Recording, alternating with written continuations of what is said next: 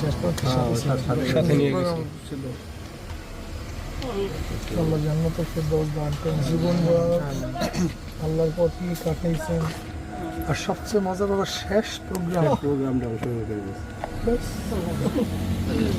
কোনো জায়গায় মানুষ তো মারা কমতি নাই। শারীরিক অবস্থা লাস্টে খুব খারাপ ছিল, এক দিন আর ওদিন বাগেরহাটে ছিলাম আমি একটা আর বলছে লাস্টের দিন তোর আবার যদি পথে ঘাটে করে যায় তাহলে তো একটা মান সম্মানের বিষয় বিরোধী পথে ঘাটে করে যায় যে ওর তো অনেক কাছে ছিল সাথে আর কোরআন মধ্যে মারা গেছে। আমিও শুনলাম কি বাগেরহাটে প্রোগ্রাম করছে, ওইখানে ফিরুজ্জামান জিজ্ঞাসা কেন ওদের ইলাকাকে অ্যান্সার দিচ্ছে যে আমি শুনছি যে আল্লাহ তাআলা যুদ্ধের ময়দানে যে ঘোড়াটা চলবে, ঘোড়ার যুদ্ধে যদি না থাকে, ঘোড়া সাওয়ার করে যদি পড়েও মারা যায় তাহলে জিহাদের সওয়াব পায়। আমি ওই কারণে এই পথে আসি।